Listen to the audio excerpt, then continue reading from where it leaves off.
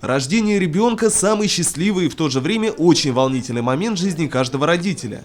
Для отцов первое знакомство с малышами проходит в стенах роддома, в момент выписки. Но на днях помимо глав семейств рожениц встречали и представители Сибайского территориального комитета Министерства экологии и природопользования Башкортостана. В рамках запущенной экологической акции «Зеленая дорога будущему поколению» они подарили новоиспеченным родителям ростки деревьев. Есть такая пословица: «Построй дом, роди сына и посади дерево». В этот день, получается, мы хотим вам подарить саженец дуба, который именно будет символизировать то, чтобы ваши дети тоже так же росли крепкими, сильными, здоровыми, как и дерево дуб.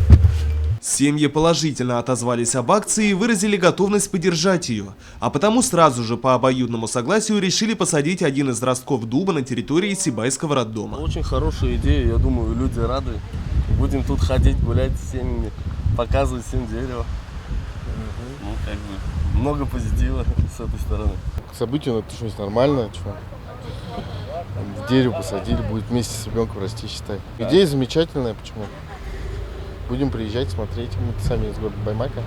Организаторы акции выразили благодарность сотрудникам роддома за содействие и молодым папам за отзывчивость и участие. С целью сохранения и поддержания состояния окружающей среды для будущего поколения подобные мероприятия будут проводиться и впредь. Данная акция была проведена вообще по Республике Башкортостан впервые.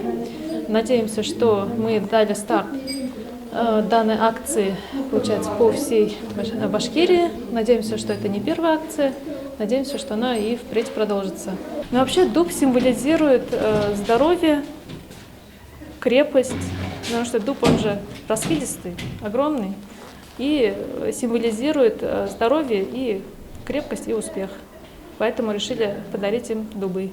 Ринат Музафаров, Данил Алибаев, Радмир Сингулов, Любовь Карпова, телекомпания СТВ.